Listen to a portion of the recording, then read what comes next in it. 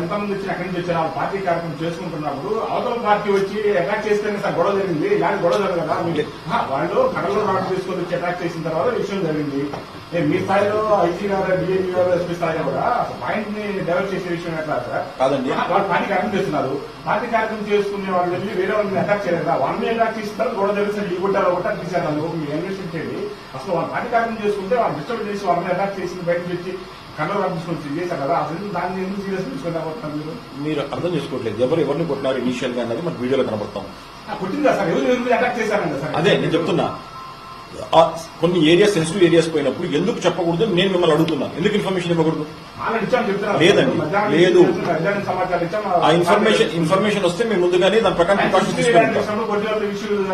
So మీరు ఒక సైడే మాట్లాడుతున్నారు. కానీ నేను చెప్పింది ఏంటంటే బేసిక్ గా ప్రయర్ ఇన్ఫర్మేషన్ పోలీసుకు ఉంటే తప్పనిసరిగా మేము చర్యలు తీసుకుంటాము. ఏ విధమైన 100% మీరు 100% కరెక్ట్ చెప్తున్నారు. మీరు పార్టీ కార్యాలయంలో కలిసినప్పుడు ఆ ఇన్ఫర్మేషన్ మా దగ్గర ఉంది. ఆ ఏరియా పోతారని మా దగ్గర లేదు ఇన్ఫర్మేషన్.